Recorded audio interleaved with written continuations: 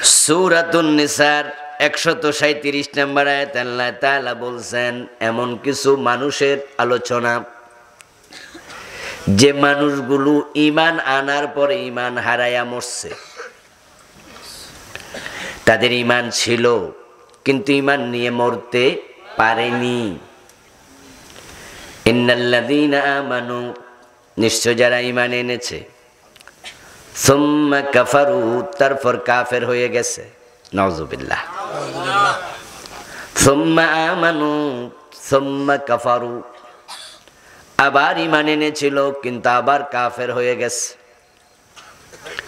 সুম্মা ইজদাদু কুফরা, তারপর তারা কুফরিতে সীমা লঙ্ঘন করেছে, আর ঈমানে ফিরে আসে নাই, কুফরি অবস্থায় মরে গেছে। লাম ইয়াকুনিল্লাহু লিয়াগফিরা লাহুম, আল্লাহর ঘোষণা হলো এ জাতীয় লোককে আল্লাহ ক্ষমা করবেন না।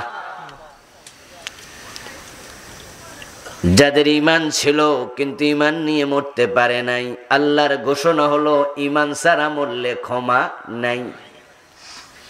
যার ক্ষমা নাই তার কপালে জান্নাত নাই। তাহলে বোঝা গেল জান্নাত পেতে হলে ঈমান নিয়ে মরতেই হবে।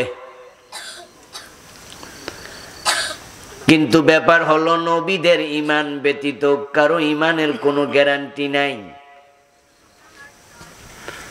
রাসূলুল্লাহর সাহাবা ছিল কিন্তু ঈমান হারা মুরতাদ হয়ে গেছে, এমন ঘটনাও আছে।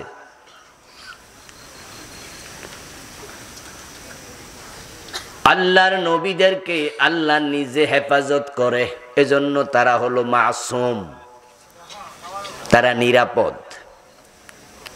শয়তান তাদের ঈমান চুরি করতে পারে না। কিন্তু আম্বিয়া আলাইহিমুস সালাম ব্যতীত অন্য কারো ঈমানের কোনো নিরাপত্তা গ্যারান্টি নাই।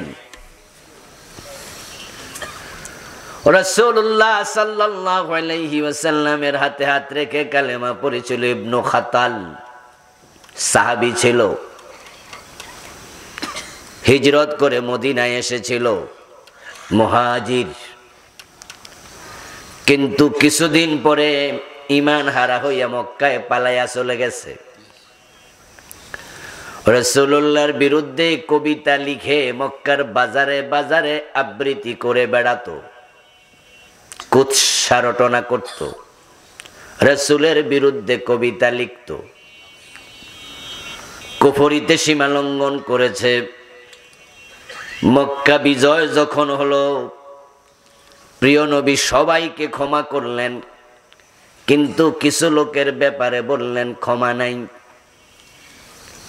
লা তাসরিবা আলাইকুমুল ইয়াউম, আজকে কোনো প্রতিশোধ নেব না তোমাদের উপরে, ক্ষমা করে দিলাম। আনতুমুত তালাকা, তোমরা সবাই মুক্ত, ক্ষমা প্রাপ্ত।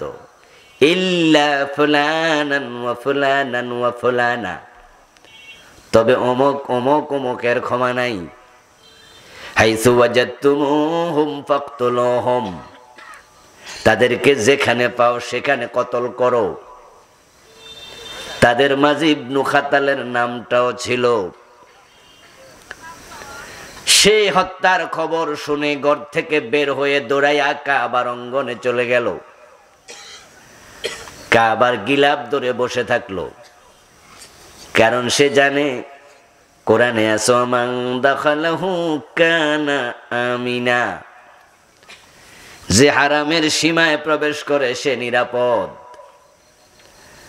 হারামের সীমানায় মারামারি হত্যাযোগ্য জায়েজ নাই। ইভেন হারামের সীমানাতে অস্ত্র বহন করাও জায়েজ নাই। এজন্য আপনারা দেখবেন কাবা শরীফে যে পুলিশগুলো আছে ওদের কাছে পিস্তলও নাই, অস্ত্রহীন। কারণ হারামের সীমানায় অস্ত্র নিয়ে চলাফেরা করা পর্যন্ত নিষেধ।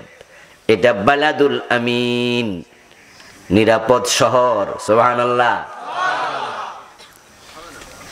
ওই ইবনু খাতাল, তাকে হত্যা করা হবে শুনে সে ভাবলো কাবার গিলাফ ধরে বসে থাকবো, মারো কেমনে দেখি। টেবিল ফ্যান লাগবে, টেবিল ফ্যান আনছেন? দেন একটা ফ্যান লাগে। সাহাবারা বিশ্ব নবীকে বললেন, ইয়া রাসূলুল্লাহ, ইবনু খাতালকে তো আমরা পেয়েছি, তবে সে তো বড় দুষ্ট, সে কাবার হেরেমে যাইয়া কিলাপ ধরে বসে আছে। রাসূলুল্লাহ বলেন, যাও তাকে সেখানে হত্যা করো। আজকের একদিনের জন্য আল্লাহ হারামকে আমার জন্য হালাল বানাইয়া দিছে। কিয়ামত পর্যন্ত হারাম নিরাপদ থাকবে, হত্যাযোগ্য হারাম। কিন্তু আজকে আল্লাহর কাবাও এ জাতীয় মুরতাদকে নিরাপত্তা দেবে না, আজকের জন্য হালাল। ইবনু খাতালকে কাবার গিলাপের সাথেই হত্যা করা হলো। রাসূলুল্লাহ সাল্লাল্লাহু আলাইহি ওয়াসাল্লামের মেরাজের পরে রাসূল যখন মেরাজের আলোচনা করলেন, কাহিনী শুনালেন, কতিপয় নও মুসলিম মেরাজ অস্বীকার করে মুরতাদ হয়ে গেল। নাউযুবিল্লাহ। আবু বকর সিদ্দিক রাদিয়াল্লাহু তাআলা আনহু যখন খলিফাতুল মুমিনিন হলেন, খলিফাতুর রাসূলুল্লাহ হলেন, তখন একদল লোক যাকাত দিতে অস্বীকার করলো। তাদের সাথে আবু বকর যুদ্ধ করলেন। যাকাত অস্বীকার করার কারণে তারা কাফের হয়ে গেল। মুসাইলামাতুল কাজ্জাব যখন নবুয়ত দাবি করলো, তখন মুসলমানের কিছু সন্তান তাকে নবী মানলো, ঈমান চলে গেল। 1835 সনে ভারতের কাদিয়ান নামক এলাকায় মির্জা গোলাম আহমদ কাদিয়ান নামে একজন লোকের জন্ম হলো, আজ থেকে 250 বছর আগে। এ গোলাম আহমদ কাদিয়ান সে তার যৌবনে পদার্পণের পরে পৌরত্বে পৌঁছার আগে নিজেকে নবী দাবি করলো। আমাদের এ ভারতবর্ষের কিছু লোক কাদিয়ানিকে নবী মনে করলো। যখন তাকে তারা নবী মানলো, ঈমান আছে না গেছে? কাদিয়ানিরাও কাফের হয়ে গেল। এইভাবে মানুষ ঈমান আনার পরেও কাফের হতে থাকবে। রাসূলুল্লাহ সাল্লাল্লাহু আলাইহি ওয়াসাল্লাম বলছেন, তাকুনু বাইনাস সাআতি ফিতানুন, কিয়ামতের আগে ফিতনা বের হবে।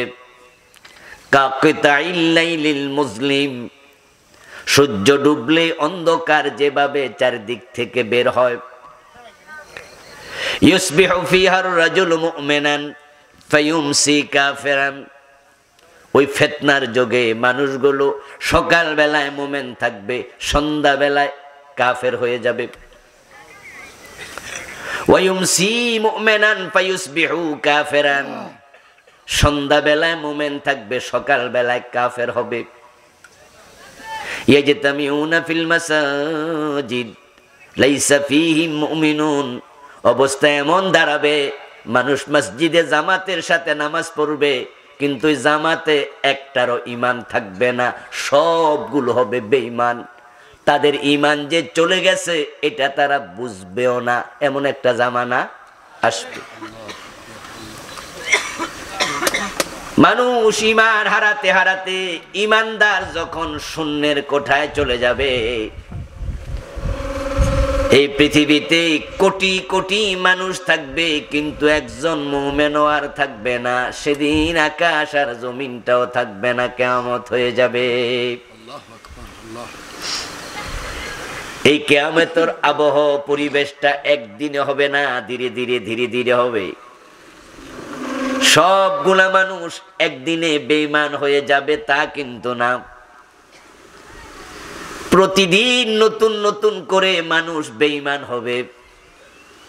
কালান নবী সাল্লাল্লাহু আলাইহি ওয়াসাল্লাম, লা তাকুমু সাআতু আলা আহাদিন ইয়াকুলু আল্লাহ আল্লাহ, আল্লাহ বলার মতো একজন মুমিন যতদিন থাকবে ততদিন কিয়ামতটা হবে না।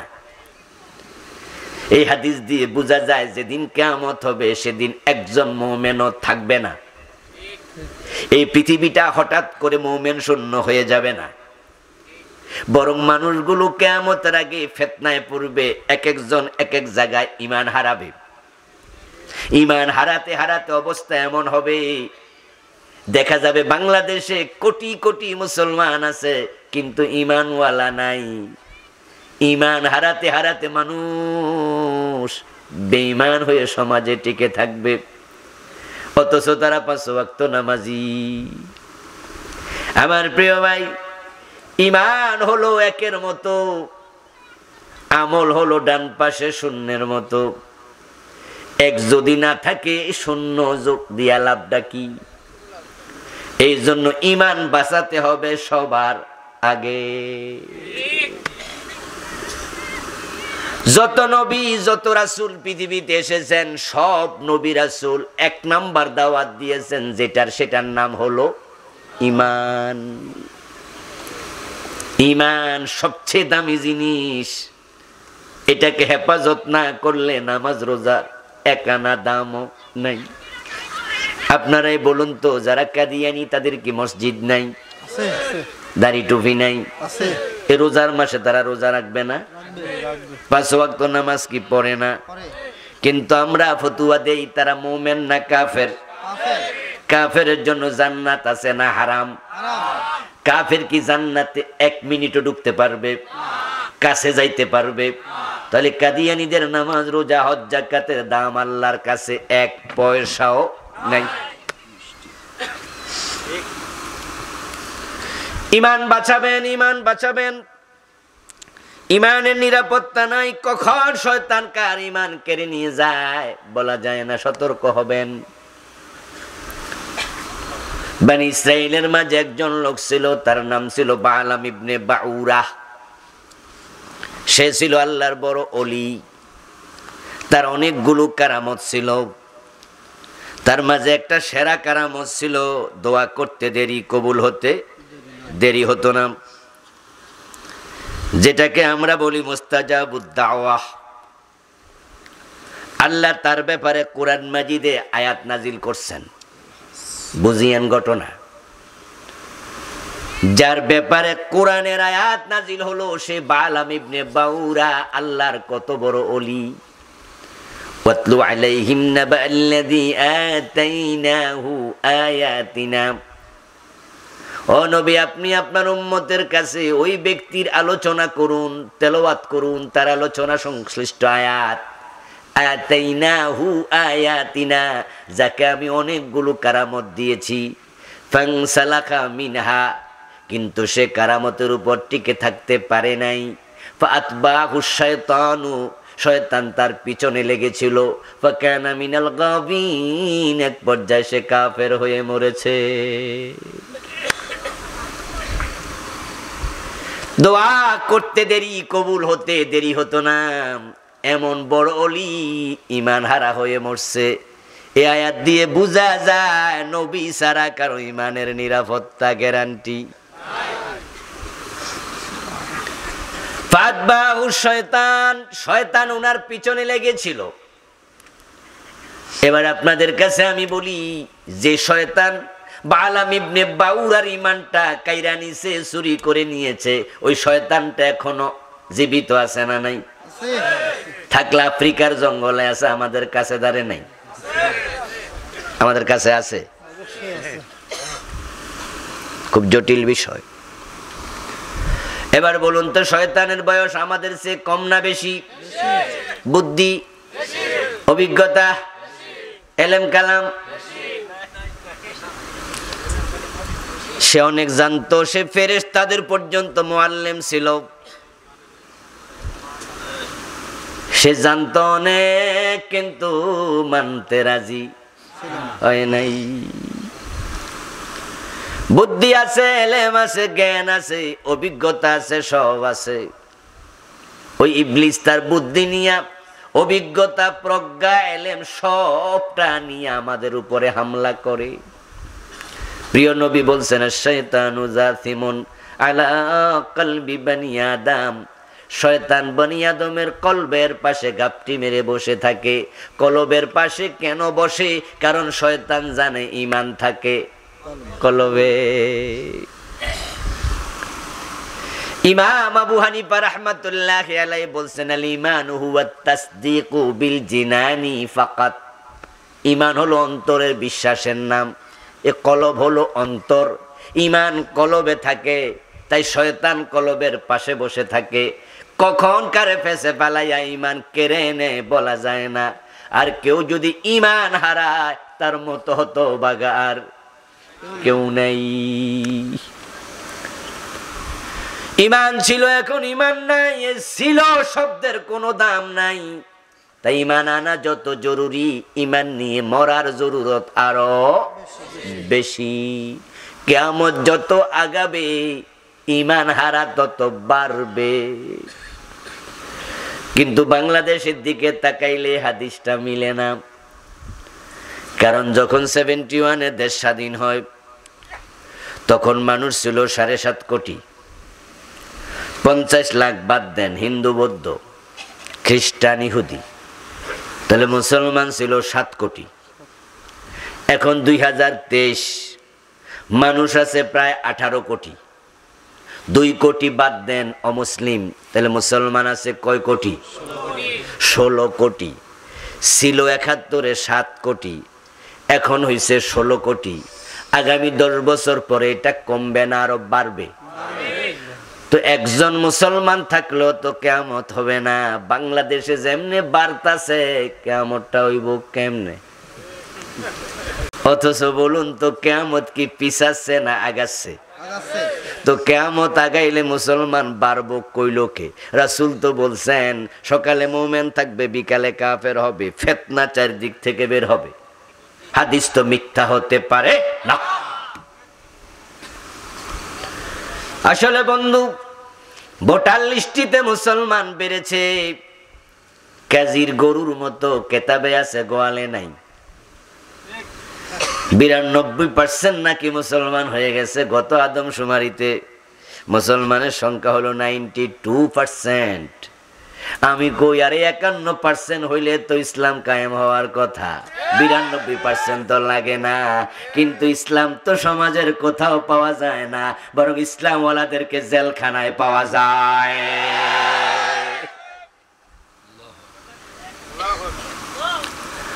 ও ভাইরা, 92% মুসলমান কেন লাগবে? 51% হলে তো কোরআনের আইনটা সমাজে প্রচলিত দেশে কায়েম হয়ে যাওয়ার কথা। বরং আমরা এমন মুসলমানও দেখি 5 ওয়াক্ত নামাজ পড়ে, রমজান মাসে রোজাও রাখবে, কোরআন খতম করবে, তেলাওয়াত করবে, কিন্তু কোরআনের আইনের কথা বলার কারণে আলেমদেরকে আবার মামলা দিয়া জেলে ঢুকায়া দেয়। কোরআন তেলাওয়াত করে কিন্তু কোরআনের আইনের কথা বললে চেহারা কালো হয়ে যায়। এমন মুসল্লি আছে না নাই? তোমার ঈমানওয়ালা বলল কে? তুমি তো ঈমান বুঝো না। যেমন কাদিয়ানি কাফের, আমরা সবাই বলতেছি, কিন্তু কাদিয়ানিরা কি ফতুয়া মাইনা নিছে? তো মাইনা নিলে কি আর গোলাম আহমদ কাদিয়ান রে শেষ নবী কইতো নি? তাওবা কইরা তো ভালো হয়ে যাইতো, ঠিক কি না? আমরা কই তোরা কাফের, হেরা অলরেডি 5 ওয়াক্ত নামাজ পড়তেছে। নামাজে খাড়ায় কই ইয়াকা না'বুদু ওয়া ইয়াকা নাস্তাইন, আল্লাহ আমরা তোমার গোলাম। অথচ আমরা সবাই মিলে কই বেটা তুই তো কাফের। বাংলাদেশের আলেমরা একটা মাসালায় একমত, সেটা হলো কাদিয়ানি কাফের। অসংখ্য মাসালায় দ্বিমত। আপনি পাবেন ইমামের পিছনে সূরা ফাতিহা পড়া যাবে কি? একদল বলবে যাবে, আরেক দল বলবে যাবে না। আমিন জোরে বলা যাবে কি? একদল বলবে যাবে, আরেক দল বলবে না। অসংখ্য মাসালায় দ্বিমত। কিন্তু আপনি কাদিয়ানি কাফের এ নিয়ে আলিয়া কওমি, কেয়ামি, লাকেয়ামি, আহলে হাদিস, হানাফি, ঠিক না? সবাই একমত কাদিয়ানি কি কাফের। এবার বলুন তো আমাদের ফতুয়া কাদিয়ানিরা নিছেনি? আমার বন্ধু, এখন কাদিয়ানিরা বুঝেই না তারা কাফের, কিন্তু বাস্তবতা হলো আমাদের ফতুয়া তারা নেক আর না নেক, কাদিয়ানি কাফের কোনো সন্দেহ নাই। রাসূলুল্লাহ হাদিস বলেছেন 1400 বছর আগে কিয়ামতের আগে ফিতনা আসবে। ওই ফিতনার সময় মানুষগুলো সকালবেলা মুমিন, সন্ধ্যাবেলায় কাফের হবে। কাদিয়ানি নামক গোলাম আহমদ কাদিয়ান মির্জা গোলাম আহমদ কাদিয়ানের ফিতনা যদি না আসতো এই কাদিয়ানি গুলা কাফের হতো না। কাদিয়ানি ফিতনা তাদেরকে কাফের বানায়া দিছে।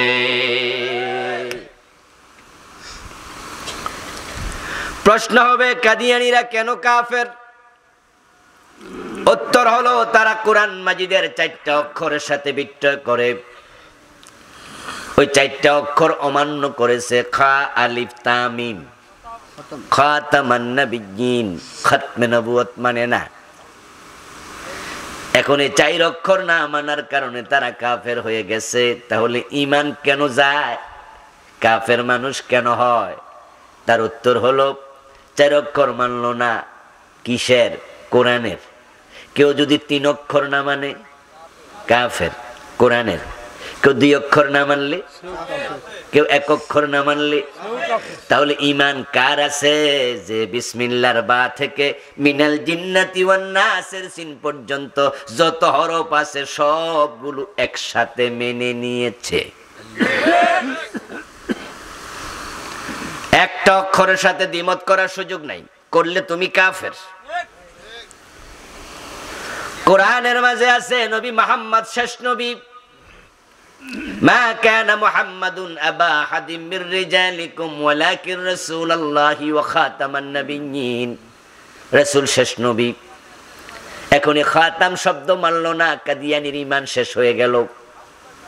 এখন সেই কোরআনের মাঝে আছে লাহুল খালকু ওয়াল আমরু। এখানে অক্ষর আছে 15টা। এখন এই 15 অক্ষর যদি কেউ না মানে মুমিন না কাফের?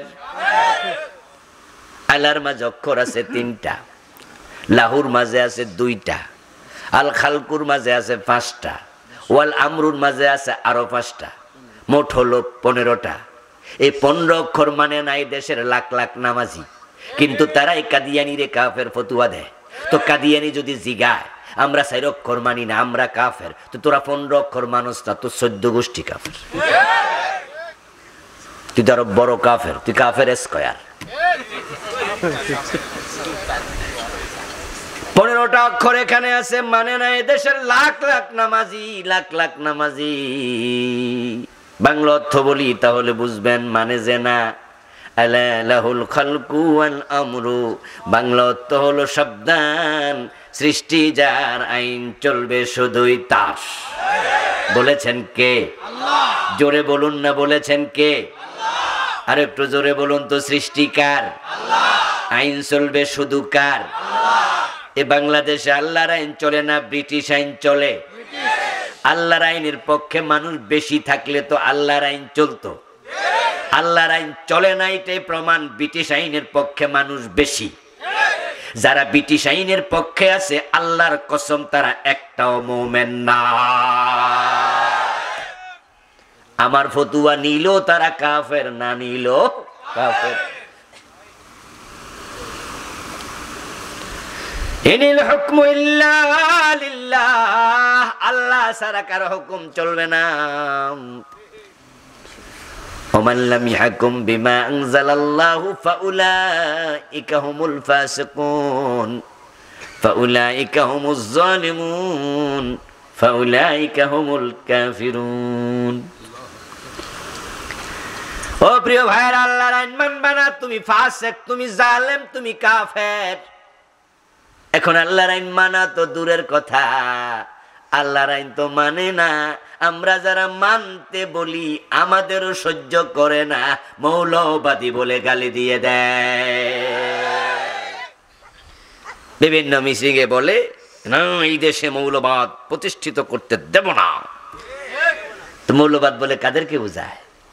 কাদেরকে বোঝায়? মৌলবাদ বলতে তুমি কাদেরকে বুঝাচ্ছ? তোমার নিজেরে প্রশ্ন করো। যারা আল্লাহর আইনের কথা বলে তাদেরকে মৌলবাদী বলে গালি দেয়। আল্লাহর আইন মানা যেখানে ফরজ সেখানে তুমি মানো না, আবার আমরারও সহ্য করো না, চুরি চুরি আরো সিনাজুরি। আমার দোস্ত, ঈমান চলে যাবে কোরআনের একটা বিধান অস্বীকার করলে। সবটা মানার নাম ঈমান।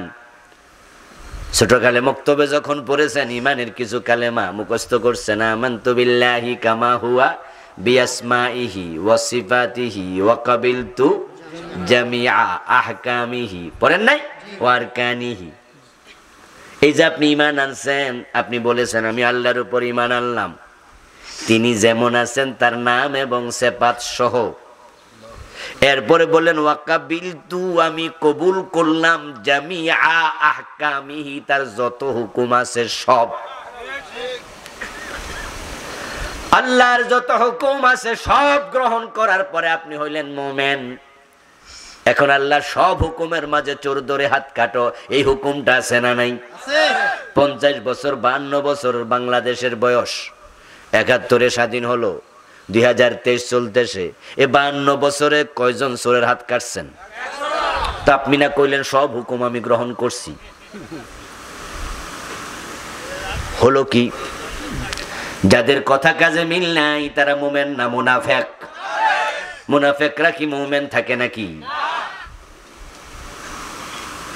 ও প্রিয় ভাই, আল্লাহর হুকুম সব আমি মেনেছি, আপনি বললেন ওই হুকুমের মাঝে তো আছে জেনা করলে পাথর মারো, অবিবাহিত হলে 100 বেত লাগাও, মদ পান করলে 80 বেত লাগাতে হবে, এমন আইন ইসলামে আছে না নাই? বাংলাদেশে মদ নাই, 80 বেত লাগাইছেন কয়দিন? অথচ হযরত ওমর ফারুক রাদিয়াল্লাহু তাআলা আনহু নিজের ছেলেটাকে রেহাই দেন নাই মদ্যপানের অপরাধে। প্রিয় পুত্রকে নিজ করে মেরেছ দোররা, মরেছে পুত্র তোমারই চোখের পরে। ও প্রিয় ভাই, কাদিয়ানিরে কাফের ফতোয়া দিয়া মজা নিও না, কারণ কাদিয়ানি তোমার কবরে যাবে না, তুমি কাদিয়ানির কবরে যাবে না, তোমার কবর তোমার আমলের আলোকে সাজানো হবে। ঈমান নাই, কবরটা জাহান্নামের কুণ্ডলী হয়ে যাবে। قال النبي صلى الله عليه وسلم الكيس من دان نفسه وعمل لما بعد الموت। প্রিয় নবী এজন্য বলেছেন, দুনিয়াতে সবচেয়ে চালাক মানুষ হলো সেই ব্যক্তি যে আত্মসমালোচনা করতে জানে। অন্যের সমালোচনা করে লাভ নাই, আত্মসমালোচনা করো, নিজের খবর নেও, নামাজে দাঁড়াইয়া কও আউযু বিল্লাহি মিনাশ শাইতানির রাজিম, ও আল্লাহ অভিশপ্ত শয়তান থেকে তোমার কাছে ফানা চাই। শয়তান পাশে দাঁড়াইয়া কয় আমার অপরাধটা কি, আমি কি করছি রে? তখন আমরা বলি বেডা তুই আল্লাহর আইন মানুষ নাই, তুই কাফের। শয়তান মুমিন না কাফের? এজন্য কাফের যেন আমার কাছে না থাকে, দূরে সর, আল্লাহর কাছে ফানা চাই, তুই সর। শয়তানকে আমি আল্লাহর একটা আইন মানি নাই, আর তোরা ডজন ডজন মানুষ না, তো বড় কাফেরটা কেডা? শয়তান আল্লাহর কয়টা আইন মানে নাই? আসলে বলেন না কথা, কয়টা মানে নাই? আর বাংলাদেশের লোকেরা মানে না কয়টা? শয়তান একটা মানে নাই, তাই তাকে আপনি কাফের ফতোয়া দিলেন, নিজের বেলায় খবর নাই। এজন্যই তো আমরা এই কথাগুলো বলি। আমাদের ওয়াজ শুনে কালকে বাংলাদেশে কোরআনের আইন কায়েম হয়ে যাবে, কোরআনের আইন চালু হয়ে যাবে তা না। বিষয়টা এত সহজ না, এটা সময় সাপেক্ষ ব্যাপার, সবাই মিলে চেষ্টা করার ব্যাপার। আমরা জানি যে কালকে পরশু আগামী 6 মাস পরেই কোরআনের আইন কায়েম নাও হতে পারে, কিন্তু এই কথাগুলো আমরা বলে যাব মরা পর্যন্ত। একটা মাত্র কারণ, কোরআনের আইন কায়েম হোক আর না হোক, আমি বেঈমান হয়ে মরতে চাই না।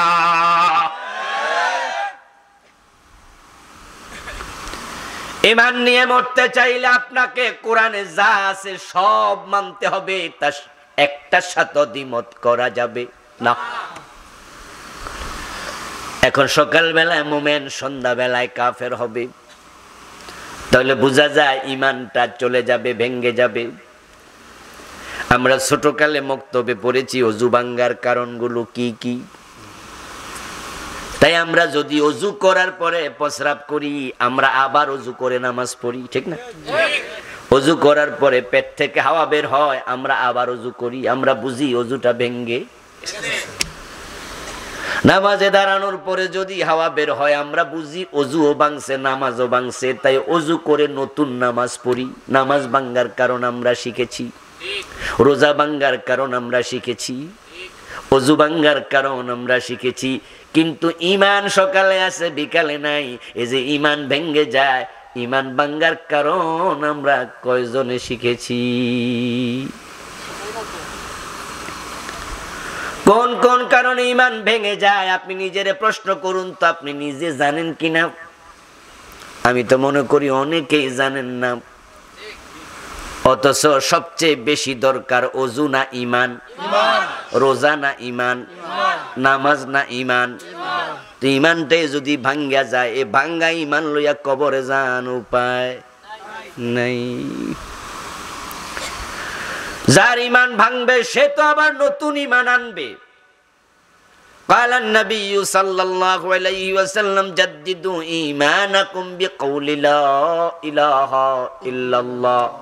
তোমরা লা ইলাহা ইল্লাল্লাহ কালেমা পড়ে ঈমান নবায়ন করিও। তো ঈমান ভেঙ্গে গেছে যেই কারণে, ওই কারণটা হৃদয়ে রাইখা আপনি কালেমা পড়লে মুমিন হতে পারবেন না। আগে তো বুঝতে হবে যে এই কারণে ঈমান ভেঙ্গে গেছে, তাই আমি কারণটা বাদ দিলাম, দিয়া তাওবা করলাম, আবার কালেমা পড়লাম।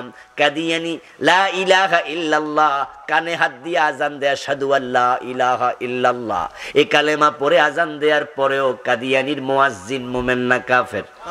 তাহলে বোঝা গেল ওই যে কাদিয়ানি গোলাম আহমদ কাদিয়ান নবী, ভণ্ড নবী, ওরে নবী মানতেছে, এই চিন্তাটা মাথা থেকে সরায়া তারপরে কালেমা পড়া লাগবে। গোলাম আহমদ কাদিয়ান নবী নবী নবী, আবার মুখে কোন লা ইলাহা ইল্লাল্লাহ, এই কালেমা দিয়ে ঈমান হবে না। ঈমান ভেঙে যায় যে কারণগুলো, ওটা নিয়ে আলাদা বই লিখছি। আমার লেখা মোট 6টা বই আছে। এটা গত অক্টোবরে লিখছি, নাম দিয়েছি ঈমান, কুফর ও শিরিক, নিফাক। ঈমান, কুফর ও নিফাক, এই বইতে ঈমান ভাঙ্গার কারণ লিখেছি 10টা। কোরআন এবং হাদিস ঘেটে লিখেছি, বানাইয়া তো লেখার কোনো সুযোগ নাই। 10 কারণে ঈমান ভেঙ্গে যায়। 1 নাম্বার কারণ হলো কুফর। এই কুফর হবে 3 ভাবে: মুখ দিয়ে কথা দিয়া, কর্ম দিয়া, চিন্তা দিয়া। মুখ থেকে এমন শব্দ বের হতে পারে যেটা কুফর, ঈমান চলে যাবে। ক্বালান নবী সাল্লাল্লাহু আলাইহি ওয়াসাল্লাম ইন্নাল আবদা লা ইয়াতাকাল্লামু বিল কালিমাতি মিন সাখাতিল্লাহি লা ইউলকি লাহা বালান ইহাবি বিহা ফি জাহান্নাম। প্রিয় নবীজি বলতেছেন, বান্দা মুখে এমন কথা বলবে যেটা বলার সাথে সাথে আল্লাহ নারাজ হয়ে যাবে, অথচ সে জানেই না কি কইছে, গুরুত্বহীন ভাবে বলেছে। ইহাবি বিহা ফি জাহান্নাম, ওই কালেমার কারণে আল্লাহ তারে জাহান্নামের মাঝখানে ফেলে দিছে। এটা হলো কুফরি কালাম। নাম শুনছেন নি কুফরি কালাম শব্দের? কালাম মানি কথা, কুফরি মানি কুফর। এমন কথা বলেছে ঈমান শেষ, কুফরি কথা। মাইক হাতে নিয়ে নেতা বইলা দিছে, এ ভাইয়েরা সামনে নির্বাচন, আমার ভোট দিয়েন, আপনারাই তো সব জনগণ, সকল ক্ষমতার উৎস। এমন কথা বলার নেতা বাংলাদেশে আছে না নাই? ডাইরেক্ট কুফর, ঈমান শেষ। কারণ কোরআনে আছে আন্নাল কুওয়াতা লিল্লাহি জামিআ, সকল ক্ষমতার উৎসকে। কুলিল্লাহুম্মা মালিকাল মুলকি তুতিল মুলকা মান তাশা, আপনি বলুন, ও রাজাধিরাজ আল্লাহ, রাজত্বের মালিক তুমি, যাকে চাও ক্ষমতা দাও, যাকে চাও ক্ষমতা ছিনায়া নেও। ক্ষমতা দেয় কে? তো জনগণ সকল ক্ষমতার উৎস, তোমারে কইল কেডা?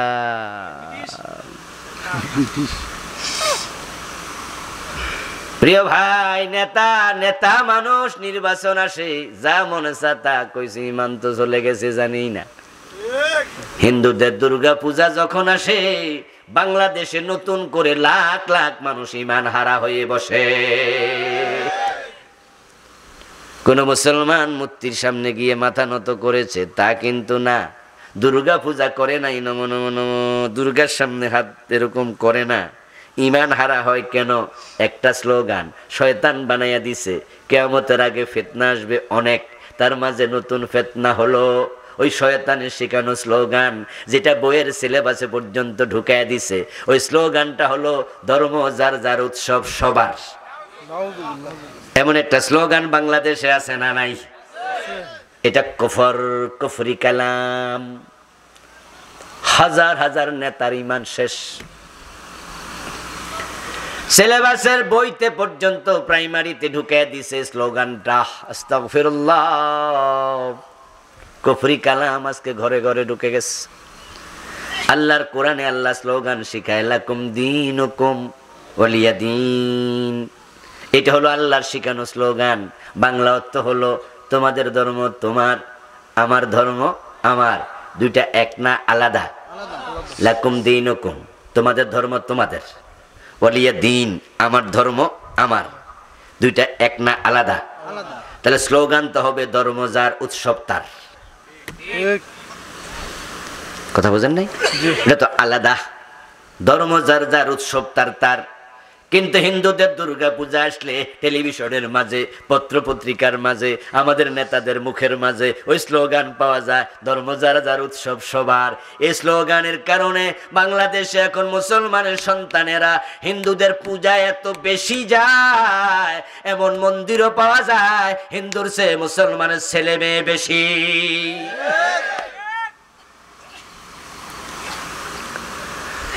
ও প্রিয় ভাই, বিভিন্ন ভাবে কুফর ঢুকতেছে দেশের মাঝে। জঘন্য জঘন্য কুফর নতুন করে একটা ঢুকছে 2023 সনের সিলেবাসে।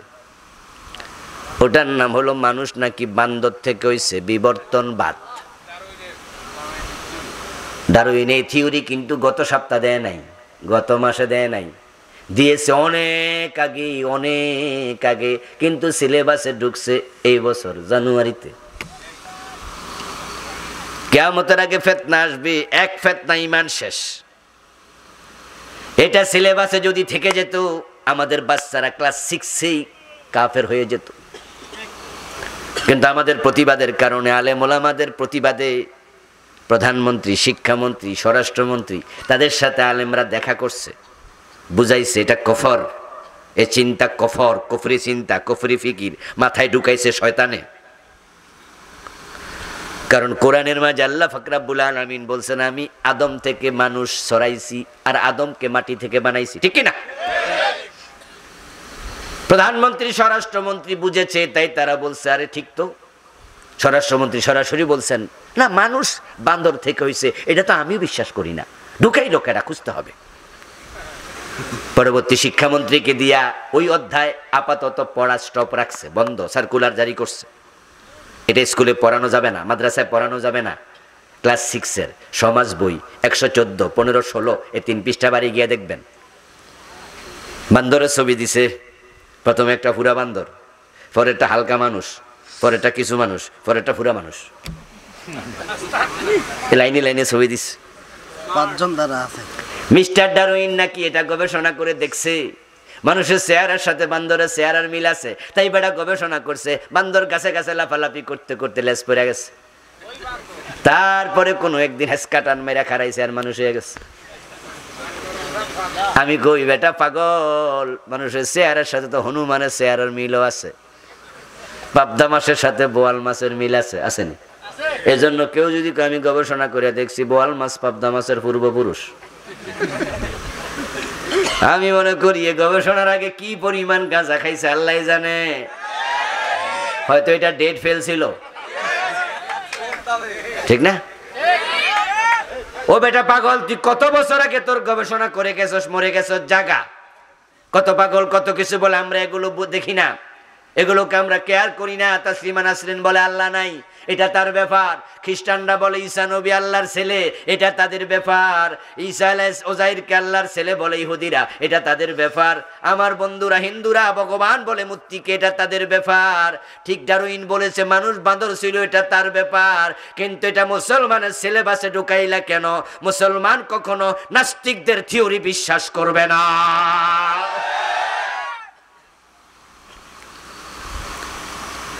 এই যে একটা ঢুকাই দিছিল বন্ধু, বড় বিপদ ডেকে এনেছে ওরা। সরকার যদি না থামাইতো উপায় ছিল না। বিবর্তনবাদের থিওরি আল্লাহর কোরআনের একবারে বিপরীত। মানুষ বানর থেকে এসেছে, এটা একবারে মিথ্যা। কোরআন মাজিদ আল্লাহ বলছেন, লাকাদ খালাকনাল ইনসানা মিন সুলালাতিন মিন তিনিল লাযিব মিন হামাইম মাসনুন মিন সালসালিন কাল ফাখার মিম্মা ইন দাফিক ইয়াখরুজু মিন বাইনিস সুলবি ওয়াত তারাইব ওয়া বাসসা মিনহুমা রিজালান কাসীরান ওয়া নিসা। আল্লাহ রাসূল এই আয়াতগুলো ব্যাখ্যা করতেছেন। আল্লাহ 60 গজ লম্বা মাটি দিয়া আদম বানাইছে, আদমের দেহের মাঝে রূহ ফুঁকে দিছে। আদমের দেহটা মুহূর্তের ভিতরে গোস্ত, রক্ত এবং হাড্ডির দেহে পরিণত হয়েছে। তিনি শোয়া থেকে উঠে দাঁড়ায় গেছেন, প্রথম একটি হাসি দিলেন, শব্দ বের হলো 1 নাম্বার, যেটা মুখ থেকে, আলহামদুলিল্লাহ। তারপরে আদমের বাম্পাজরের হাড্ডি থেকে মা হাওয়ারে আল্লাহ বানাইছে, জান্নাতের মাঝে দিছে। মা হাওয়া বাবা আদম থেকে লাখ লাখ মানুষ দুনিয়াতে ছড়াইয়া দিছে। এই হলো মানুষ সৃষ্টির ইতিহাস। বান্দরটা ঢুকলো কোন জায়গা দিয়া? কি কোনো ফাঁক ফকুর পাইছেন আপনারা? এখন যদি চিন্তার বিকৃতি ঘটায়া দেয় আর মানুষ বিশ্বাস করে বান্দর থেকে মানুষ হয়েছে, কোরআনের সবগুলো আয়াত অস্বীকার হয়ে যাবে। কোরআনের এক অক্ষর অস্বীকার করলে তো ঈমান চলে যায়। কুফরিটা আমাদের সিলেবাসেও ঢুকে গেছে। এবং যারা এটা সিলেবাসে ঢুকাইছে তারা কতটা দুরন্দর। ক্লাস 1 এ 2 তে সিলেবাস দেয় নাই, কারণ পোলাপান মানুষ বুঝবে না। ক্লাস 9 এ 10 এ দেয় নাই, পোলাপান মানবে না, ঠিক না? ক্লাস 9 এ যদি স্যারে পড়াইতো, মানুষ আগে বান্দর ছিল, আমাদের পোলাপান কইতো, স্যার আপনার বাবা না দাদা কেডা? ক্লাস 1 2 তে বুঝবে না, 9 10 এ মানবে না, তাই ক্লাস 6 এ ঢুকাইছে। একবারে বুঝো আসে নাই, আবার অবুঝো না। ওই বয়সে বইতে পাইলে মানতেও পারে, যদি মানে সবগুলা ঈমান হারা হয়ে যাবে। সরকারকে ধন্যবাদ, সরকার এটা থামাইছে। কিন্তু সরকারকে আরেকটা কাজ করতে হবে। আমাদের দাবি, যারা এটা ষড়যন্ত্র করে সিলেবাসে ঢুকাইছে তাদেরকে বিচারের আওতায় আনা দরকার। এটা সংশোধন করলে দেশের কোটি কোটি টাকা আবার গচ্ছা দিতে হবে। এমনি তো ডিমের দাম বাইরে গেছে, মুরগির দাম বাইরে গেছে, ঠিক না? তেলের দাম, পেঁয়াজের দাম বাড়ছে, মানুষ কষ্টে আছে, আবার কোটি কোটি টাকা খরচ করে বই সংশোধন করবে। আমি বলি সরকার এই টাকা নিজে খরচ করবে না, যারা এই কমিটিতে আছে তাদেরকে জরিমানা করে টাকা আদায় করতেই হবে। আমার ভাইয়েরা, কুফরি ঢুকে গেছে বিভিন্ন ভাবে। এই কফর হবে আপনার চিন্তার কারণে, কফর হবে কাজের কারণে, কফর হবে কথার কারণে। এভাবে বাংলাদেশে আমি 56টা কারণ খুঁজে পেয়েছি। এটা আমি বইতে লিখেছি, কোন কোন কুফরগুলো দেশে চলছে। ঈমান যাওয়ার প্রথম কারণ। দ্বিতীয় কারণ হলো শিরিক। এবার আপনারা বলুন তো, বাংলাদেশে শিরিক আছে না নাই? ওমান ইউশরিক বিল্লাহি ফাকাদ হারামাল্লাহু আলাইহিল জান্নাহ। কোরআনে আল্লাহ বলেন, যে আল্লাহর সাথে শিরক করবে আল্লাহ তার জন্য জান্নাত হারাম বানায়া দেয়। মানুষ না বুঝার কারণে মসজিদে যায় পর্যন্ত শিরিক করে। কিভাবে করে শুনুন। মসজিদে যাওয়ার পরে মানুষ ডান পা দিয়ে ঢুকে, বাম পা দিয়ে বের হয়, আল্লাহু আকবার বলে নামাজ শুরু করে, সালাম ফিরে শেষ করে। মসজিদে আল্লাহ ছাড়া কারো আইন মানতে রাজি হয় না।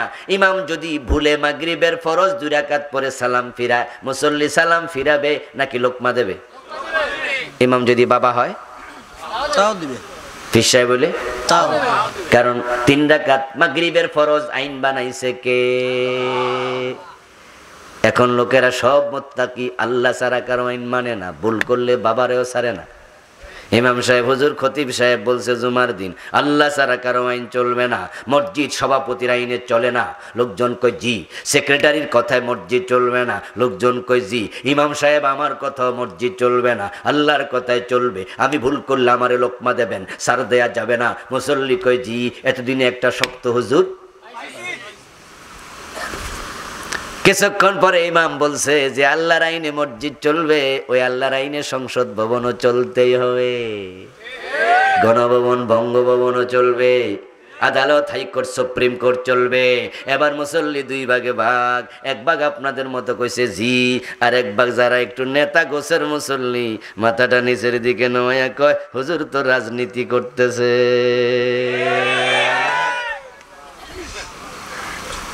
কি ভুল বললাম কিছু? ভুল বললাম কিছু? কয় না হুজুরে তো না রাজনীতির ওয়াজ করা, মসজিদে রাজনীতির ওয়াজ করবো কেন? ওরা মসজিদে আল্লাহর আইন মানতে রাজি, আদালতের আনতে মানতে রাজি না। অথচ আমার প্রিয় ভাই, আইনের মালিক একমাত্র আল্লাহ। তুমি আদালতে গিয়ে আল্লাহর আইন মানতে হবে। দুইজনের এবং পীরের পায়ে দুই জায়গায় সেজদা দিলে যেমন শিরিক হয়, মসজিদে আর আদালতে দুই জায়গায় দুইজনের এই আইন মানলেও শিরিক হয়ে যায়। শিরিক মানে হলো যে বিষয় আল্লাহর জন্য খাস, এটাতে অন্যকে শামিল করার নামই শিরিক। সেজদার মালিক কে? আল্লাহ। আইনের মালিক কে? আল্লাহ। কোরআনে আছে ওয়াকাদা রাব্বুকা আল্লা তা'বুদু ইল্লা ইয়াহু, আল্লাহ ছাড়া কারো ইবাদত করা যাবে না। এই কোরআনে আছে ইনিল হুকমু ইল্লা লিল্লাহ, আল্লাহ ছাড়া কারো আইন মানা যাবে না। এখন মসজিদে গিয়ে আল্লাহর সেজদা দেয়, দরবারে যায় পীরের পায়ে সেজদা দেয়, এমন কিছু ভণ্ড আছে না নাই? পীরের পায়ে যারা সেজদা দিল ঈমান আছে না গেছে? কারণ সেজদার মালিক শুধু কে? আল্লাহ। দুইজনের সেজদা দিছো শিরিক। তো আইনের মালিক শুধু আল্লাহ, তাই মসজিদে আল্লাহর আইন, আদালতে ব্রিটিশ আইন, দুইজনের আইন মানবা, তুমিও শিরিক করলা। আপনারা কি শিরকের সাথে থাকবেন? শিরকের সাথে কোনো সম্পর্ক রাখা যাবে না। সম্মানিত ভাইয়েরা, আরো দুই চারটা শিরিক আমি বলে তারপরে 3 নাম্বারটায় যাব। এর মাঝখানে আপনাদের কাছে মাহফিল কমিটি একটু সহযোগিতা চেয়েছে। কিছু ভাই ভিতরে ঢুকবে গামছা নিয়ে অথবা তাদের ব্যাগ নিয়ে। লোক কি রেডি আছে? হ্যাঁ আচ্ছা, কমিটির লোকের আছে? আমারে তো বলে গেল। আচ্ছা, ওরা ওর মতে আসুক, আমি জাস্ট ঘোষণা দিলাম, ওরা ভিতরে ঢুকলে আপনারা যে যা পারেন সহযোগিতা করবেন। প্রিয় ভাইয়েরা, শিরিক না বুঝার কারণে এখন বক্তারা পর্যন্ত মাহফিলে এসে শিরিক করে। নাউজুবিল্লাহ পড়েন। এমন কথা বক্তা বলে যে কথাতে বক্তার ঈমান শেষ, যে শ্রোতা বিশ্বাস করবে তাদের ঈমানও শেষ।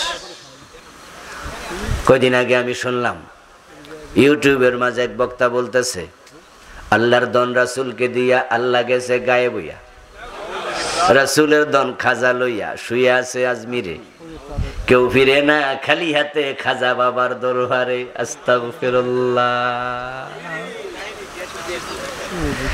ওই বক্তার সামনে হাজার হাজার শ্রোতা আছে না নাই? এই যে গান গাইলো বক্তা, এই গানের প্রথম কলি হলো কুফর, শেষ কলি হলো শিরিক। একই গানে দুইটা ঈমান যাওয়ার কারণ পাওয়া গেল। ও দোস্ত, শিরিক কারে কয় না বুঝার কারণে এই যে বক্তা এই কবিতাটা বলল, ওনার সাথে একমত এই কবিতার সাথে হাজার হাজার শ্রোতাও আছে। এই জন্য খাজা বাবার দরবারে যাইয়া ছেলে মেয়ে চায় এমন লোক বাংলাদেশ থেকে ভারতে যায় হাজার হাজার, পীরের কাছে গিয়ে চাকরি বাকরি টাকা পয়সা পর্যন্ত চায়। অথচ দেয়ার মালিক একমাত্র কে? আল্লাহর দন রাসূলকে দিয়ে আল্লাহ গেছে গায়েব হইয়া, তোরে কইল কে? আল্লাহর ধন যদি রাসূলকে আল্লাহ দিয়ে দেয় তাহলে রাজ্জাক আল্লাহ থাকলো কেমনে? অথচ রাজ্জাক কে? আল্লাহ। জোরে বলুন, রাজ্জাক কার নাম? আল্লাহ। রাসূল নিজে চাইতেন কার কাছে? আল্লাহর কাছে। কোরআনে আছে কুল্লা আকুলু লাকুম ইনদি খাযাইনুল্লাহ।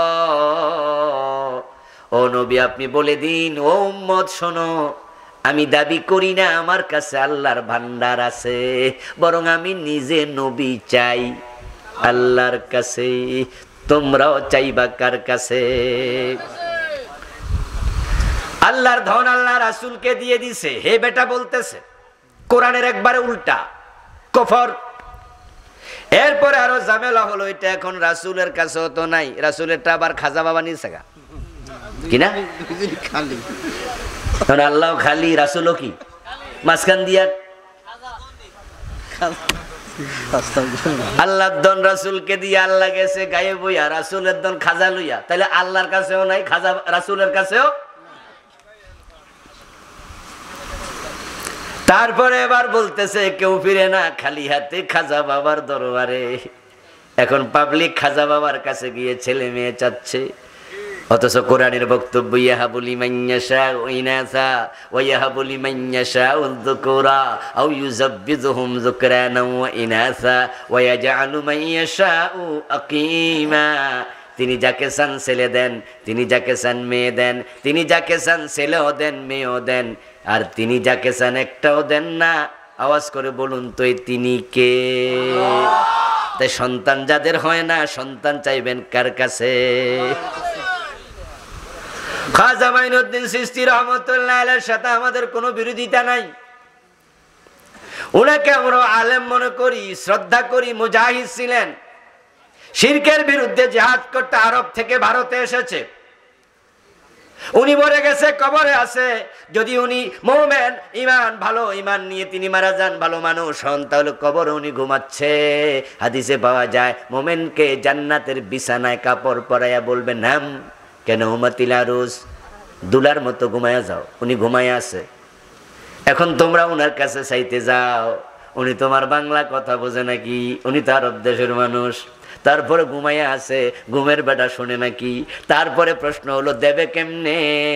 মরার পরে তো মরা মানুষ নিজের গায়ের জামাটাও খুলতে পারে না, অন্য খুলে দেয়া লাগে। নিজের গোসল নিজে করতে পারে না, অন্য গোসল দেয়া লাগে। নিজের কাপড়ের কাপড় নিজে পরে না, অন্য পরাইয়া দেয়। নিজের কবরে নিজে নামে না, অন্য নামায়া দেয়।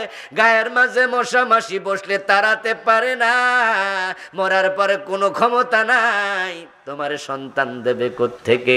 যদি মরা মানুষ কবরে থাইকা খাজা মাইনুদ্দিন তোমারে কিছু দিতে পারত, সে ক্ষমতা থাকতো, আমার বিশ্বাস উনার কাছে যে ছেলে চায় তার গালের মাঝে একটা থাপ্পড় দিয়ে দিত।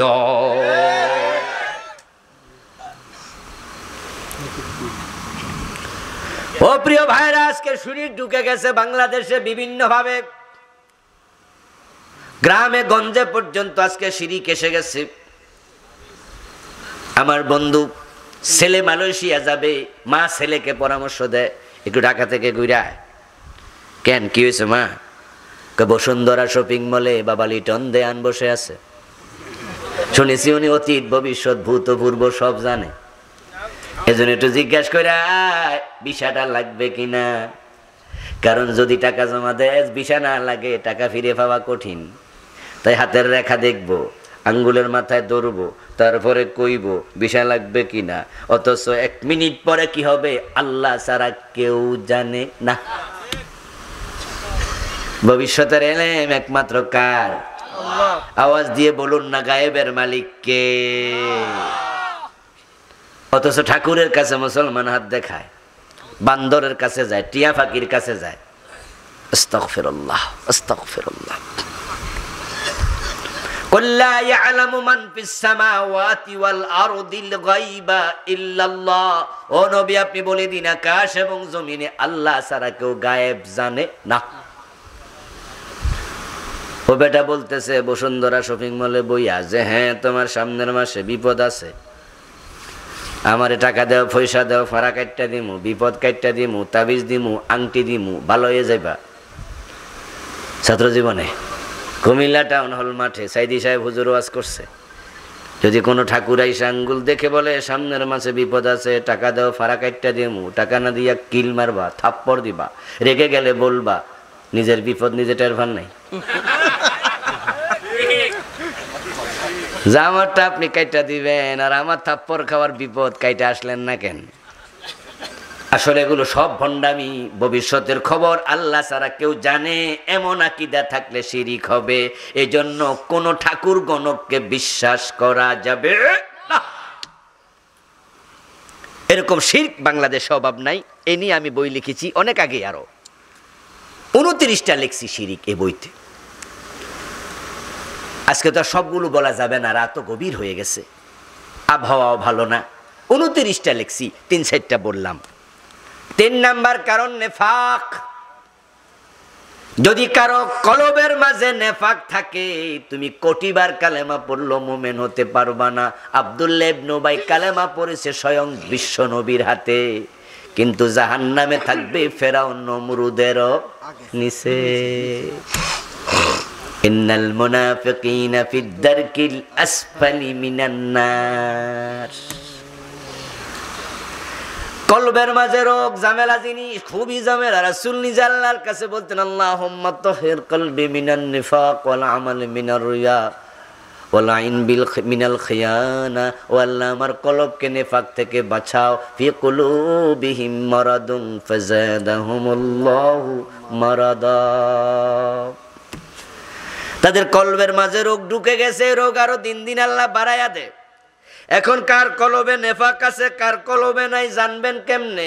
অন্তর্যামী তো আল্লাহ, তিনি ছাড়া তো কেউ জানে না। আব্দুল্লাহ ইবনে উবাই যে মুনাফিক, ওহী আসার আগে নবী মুহাম্মদ নিজেও জানতেন না। বরং তারে উহুদের যুদ্ধের দিন 300 মুজাহিদের নেতা বানিয়ে দিছে। আর বেটা অর্ধেক পথে যাইয়া মাকামে সাউথ থেকে ফলাইয়া চলে আসছে।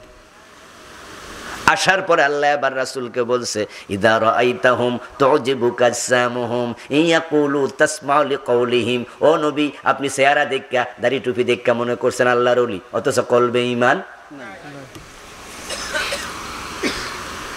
এখন কার কলবে ঈমান আছে, কার কলবে না, আপনি কিভাবে বুঝবেন? এটা তো নিজেরটা নিজে বুঝতে হবে। কারণ আল্লাহ না করুক যদি আপনার কলবে নেফাক থাকে, ঈমান না থাকে, এই নেফাক নিয়ে মরলে তো উপায় নাই। এখন মুনাফিকের আলামত গুলো কোরআন হাদিসে আছে, রাসূল কিছু গোপন করেন নাই, আল্লাহ সব জানাইছে, রাসূল সব বলেছে। আমি মুনাফিকের আলামত লিখেছি এই বইটাতে 28টা, কোরআন হাদিস থেকে দলিল দিয়ে দিয়ে। কিন্তু বাংলাদেশের লোকেরা শুনছে 3টা। কথা বললে মিথ্যা বলবে, আমানত রাখলে খেয়ানত করবে, ওয়াদা করলে খেলাপ করবে, শেষ। অথচ আমি 28টা লিখেছি, বাকি 25টার কি খবর? এলেম শিখা ফরজ, মৌলিক এলেম শিখতেই হবে। যেগুলোতে ঈমান যায় এগুলো না জানলে বাঁচবেন কেমনে? যে 3টা আপনারা শুনেছেন, এই 3টাতে ঈমান যায় না। নিফাক 2 প্রকার, নেফাকে আমলি, নেফাকে ইতিকাদি। এই 3টাই নেফাকে আমলি। এগুলোতে ঈমান খলল হয়, ঈমানের ঘাটতি হয়। কিন্তু নেফাকে ইতিকাদি যেটা কলবে ঢুকেছে সেটাতে ঈমান চলে যায়। এগুলোর আলোচনা বাংলাদেশের নাই বললেই চলে। আচ্ছা, জীবনে মিথ্যা কথা কন নাই এমন এখানে কয়জন আছেন? তো মিথ্যা কইলে কি মানুষ কাফের হয় নাকি? এটা নেফাকের একটা আলামত, তবে এটা খলল হয়, একটু ক্ষতি হয় ঈমানের। কিন্তু যেই নেফাকে ঈমানটাই থাকে না, এগুলো কোরআনে আল্লাহ অনেক জায়গায় বলছে, ইদা উনজিলাত সূরাতুম মুহকামাতুন ওয়া যুকিরা ফীহাল কিতাল রাআইতাল্লাযীনা ফী কুলুবিহিম মারাদ ইয়ানজুরুনা ইলাইকা নাজারাল মাকশিয়্যি আলাইহি মিনাল মাউতি। ও নবী মুহাম্মদ, আপনার সামনে যারা বসে আছে সব কিন্তু মুমিন না। সাহাবীদের জামাতের ভিতরে ঘাপটি মারা মুনাফিকও ছিল। এখন কে মুনাফিক আপনি কেমনে বুঝবেন? এবার শুনুন, ইযা উনজিলাত সূরাতুম মুহকামা, যখন সুস্পষ্ট কোন সূরা নাজিল হয়, ওয়া যুকিরা ফীহাল কিতাল, ওই সূরার মাঝে জিহাদের আয়াত থাকে, রাআইতাল্লাযীনা ফী কুলুবিহিম মারাদ ইয়ানজুরুনা ইলাইকা নাজারাল মাকশিয়্যি আলাইহি মিনাল মাউত। জিহাদের কথা শোনার পরে দেখবেন যাদের চেহারা কালো হয়ে গেছে, বুঝে নেবেন এগুলাই হলো মুনাফিক।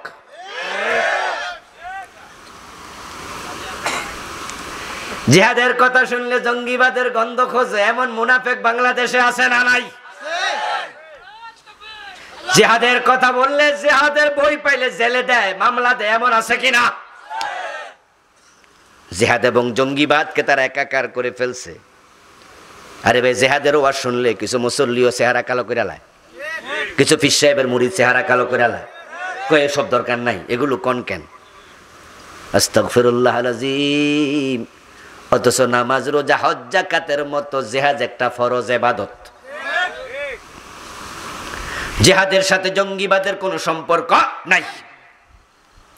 মান লাম ইয়াগজু ওয়া লাম ইউহাদ্দিস বিহি নাফসাহু ফামাতা আলা শুবাতিন মিনান নিফাক।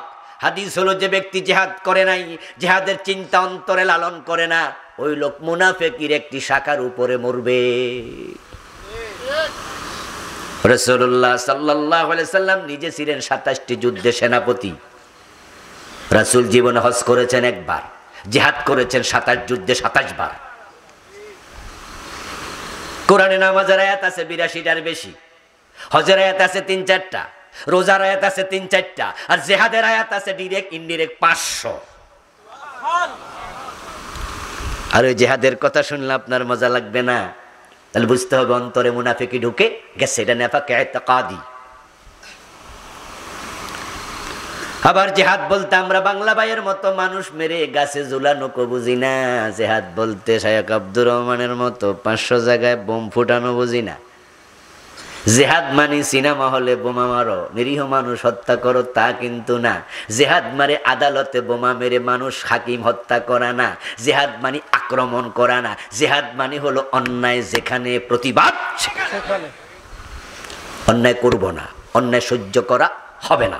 প্রতিবাদ শুরু হবে মুখ দিয়া, কলম দিয়া লিখে, মুখ দিয়া বলে, প্রয়োজনে তলোয়ার হাতে নিতে হবে। 40 বছর ইমামতি করে অথচ জিহাদের ওয়াজ একদিনও করে নাই, এমন ইমাম সাহেবও আছে। অনেক ওয়াজ পাইছে কিন্তু জিহাদের ওয়াজটা পায় নাই। লাখ লাখ মুরিদের ফিট জিকিরের ওয়াজ পাইছে, রোজার ওয়াজ পাইছে, হজের ওয়াজ পাইছে। পীর সাহেব জীবনও জিহাদের ওয়াজ করে নাই, এমন পীর সাহেব আছে, ওই জিহাদের ওয়াজটা উনি পায় নাই। হাজার হাজার বক্তা পাওয়া যায়, মাঠে ওয়াজ করতেছে, কত রকমের ওয়াজ করলো, জিহাদের ওয়াজ করলো না। অথচ 30 বছর বক্তা, জিহাদের ওয়াজ পায় নাই। যাদের অন্তরে নেফাক আছে তারাই জিহাদ পছন্দ করে না। এখন আপনারা এখানে কাদের অন্তরের অবস্থা কি আমি তো জানি না। জিহাদের কথা শুনে মজা লাগে এমন যাদের অন্তর, তাদের অন্তর সহি অন্তর। আর যাদের কেমন কেমন লাগছে, মজা লাগে না, তুমি মুনাফিক। তোমার তাওবা আবশ্যক, তোমার তাওবা আবশ্যক। আল কোরআনের আলো, আল কোরআনের আলো, আল হাদিসের আলো, আল উলামা যেখানে, আমরা আছি সেখানে। ইল্লাহ তাকবীর। আমার প্রিয় ভাই, মুনাফিক সিনার জন্য আরেকটা আলামত আল্লাহ নিজে বলে, ইযা কিলা লাহুম তাআলাউ ইলা মা আনজালাল্লাহু ওয়া ইলার রাসূল রাআইতাল মুনাফিকিনা ইয়াসুদ্দুনা আনকা সুদুদা।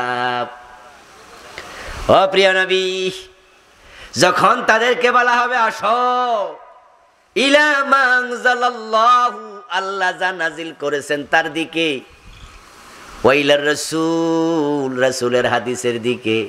কেন আসবা? অন্য আয়াতে আছে লিয়াহকুমা বাইনাহুম, কোরআন হাদিস দিয়ে হুকুম চালাতে চাই। হুকুম মানে শাসন, ঠিক কি না? হুকুমত মানে শাসন, শাসনভার। হুকুম চালাতে চাই, কোরআন এবং হাদিসের আলোকে দেশ চালাতে চাই। আসেন। ও নবী, এই কথা যখন বলা হবে, রাআইতাল মুনাফিকিনা ইয়াসুদ্দুনা আনকা সুদুদা, আপনার সামনে বসে থাকা সবাই কিন্তু মুমিন না। মুমিনরা বলবে জি রাজি, আর যেগুলা মুনাফিক ওরা বলবে আরে ভাই নামাজ কালাম পড়মু, একবারে দেশ কোরআন দিয়া চালাইতে হইবে, এত ঝামেলা করো না। নামাজের জন্য ডাকেন, আপনি আপনি পরীক্ষা করবেন। আপনার এলাকায় যে বাজার আছে, 5 জন যুবক বের হবেন। আপনি যদি 100 জন মানুষকে নামাজের দাওয়াত দেন, 100 জনই দেখবেন যে কেউ বলবে ঠিক আছে, কেউ চুপ করে থাকবে, কেউ কেউ দোয়া করেন। বিরোধিতা একজনও করবে না। যে বেনামাজি হেও বলবে না না, নামাজ তো দরকার। কিন্তু আপনি যদি বলেন যে আসেন দেশটা কোরআন দিয়ে চালাই, অনেকে পুলিশে খবর দিয়ে দিও। আপনি বাজারে দেখেন, কালকে বিকালে যান তো বাড়িতে বলতে কুয়েট হয়ে যায়, বলে বাড়িতে নাও আইতাম পারি।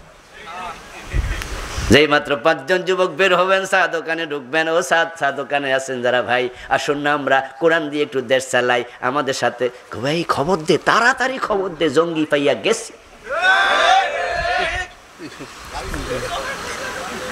ও প্রিয় ভাইরা, নামাজে ডাকলে তারা সবাই কয় জি, কিন্তু কোরআনের আইনের কথা বললে যারা বলবে মানি না, সরে যায়। আল্লাহর কসম, তাদের কলবে নেফাক ঢুকে গেছে। এ কথা বলেছেন কে? রাআইতাল মুনাফিকিনা ইয়াসুদ্দুনা আনকা সুদুদা। মুনাফিকদেরকে তারা সরে যাবে, ওই সব নাই আমি। আচ্ছা আমার ভাইয়েরা, যে কোরআনের কথা আমি এখনই আপনাদের সামনে বললাম, মোমেনরা বলে এই কোরআন কি কোনো দলের? এটা কোনো দলের কিতাব? তা আপনার সমস্যা কি কোরআনের আইনের কথা কইলি? বিশ্বনবী যখন 10 বছর মদিনা চালাইছেন, নিজ আইন বানাইছে না আল্লাহর আইনে চালাইছে? আবু বকর, ওমর, ওসমান, আলী রাদিয়াল্লাহু তাআলা আনহু 30 বছর চালাইছে মদিনা। হযরত ওমর অর্ধ দুনিয়া চালাইছে 10টা বছর। হযরত ওসমান চালাইছে 12টা বছর। আপনাদের কাছে জানতে চাই, হযরত ওমর অর্ধ দুনিয়া চালাইছে, নিজ আইন বানাইছে না আল্লাহর আইনে? তাহলে সে আল্লাহর আইনের দিকে ডাকা মানেই তো হলো নবী এবং সাহাবাদের পথে ডাকা। এইভাবে আমি 28টা লিখছি মুনাফিকের আলামত। আমি আপনাদের কাছে 5টা বললাম, বাকি 23টা বইতে আছে। আমার ড্রাইভারের কাছে আমার লেখা 6টা বই আছে, আপনারা নিবেন যাওয়ার সময় ইনশাআল্লাহ। ঈমান যাওয়ার 4 নাম্বার কারণ হলো রাসূল ব্যতীত অন্য কাউকে আদর্শ মনে করলে ঈমান থাকে না। অথচ আমাদের দেশে অনেক নেতা কর্মীরা কয় অমুকের আদর্শের সৈনিক। নাউজুবিল্লাহ। কোরআনে আছে লাকাদ কানা লাকুম ফি রাসূলিল্লাহি উসওয়াতুন হাসানা। তোমাদের জন্য নবীর জীবনে আছে, রাসূলের জীবনে আছে সর্বোত্তম আদর্শ। এই জন্য ব্যক্তি জীবন, পারিবারিক জীবন, রাষ্ট্রীয় জীবন, সামাজিক জীবন, জীবনের বটম থেকে টপ, আন্তর্জাতিক জীবন, স্বরাষ্ট্রনীতি, অর্থনীতি, সমাজনীতি, রাজনীতি, শিক্ষানীতি, সব জায়গায় আদর্শ একজন, তিনি মুহাম্মাদুর রাসূলুল্লাহ। অমুক নেতা তমুক নেতা মুসলমানের আদর্শ হতে পারে না। 5 নাম্বার কারণ, ইসলামের কোন বিধানকে হেয় করে ছোট চোখে দেখা। যদি দ্বীনের কোন বিধানকে কেউ হেয় করে, ছোট চোখে দেখে, ঈমান শেষ। দাড়ি দেখলে ছেলেদের কাছে মেয়ে বিয়ে দেয় না, এমন শ্বশুর আছে না নাই? শুধু দাড়ি মুখে রেখেছে, বিয়ে বসে না, এমন মেয়েও আছে না নাই? দাড়ি দেখলে চাকরি দেয় না, এমন অফিসার আছে না নাই? দাড়ি রাখার কারণে কয় মিয়া তুমি মনে হয় জঙ্গি টঙ্গি, আস্তাগফিরুল্লাহ, আছে না? কয় এটা কারণ গায়ে বাধ্য এটা বাবারে মুসিবত, আস্তাগফিরুল্লাহ। ঈমান শেষ। কিন্তু ঈমান কাচের গ্লাসের মতো,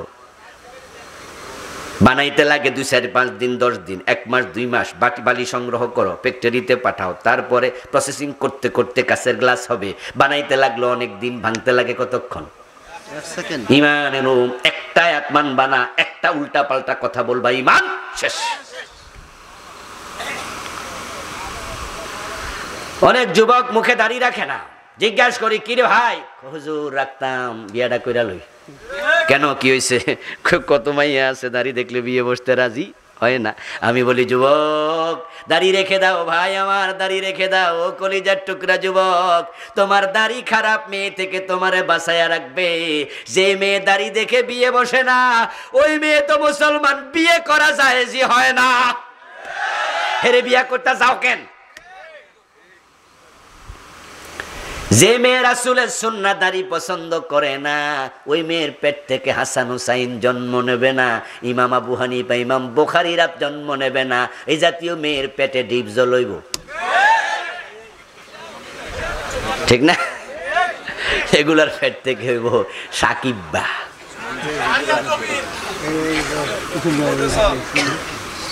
সালমান খান, শাহরুখ খান, এরশাদ শিকদার, পিসি হান্নান, ওরাও কোনো না কোনো মায়ের পেট থেকে হয়েছে, ঠিক না? খবর নেও, ওই মারা বেশি ভালো মানা, বেশি ভালো মানা। ভালো মায়ের পেট থেকে এ জাতীয় অসৎ লোক আসতে পারে না। হুজুরের মুখে কবরের থেকে আলোচনা শুনতেছি। এই আজকে আরেক সাবজেক্টও করবো নি, আজ যা শেষ। এগুলি তো কবরের। আমার বন্ধু যা বলছিলাম যে আপনাদের ঈমান আপনাদেরকে বাঁচাতে হবে, তাই শরীয়তের কোনো বিধানকে হেয় চোখে দেখা যাবে না, সব বুঝতে হবে। সম্মানিত ভাইয়েরা, রাত 12:15 বেজে গেল। আমরা শেষ দিকে যাচ্ছি, দোয়া মুনাজাত সহ। আরো কিছুক্ষণ লাগবে, সকালে আবার ক্লাস আছে, গিয়ে ক্লাস করা লাগবে।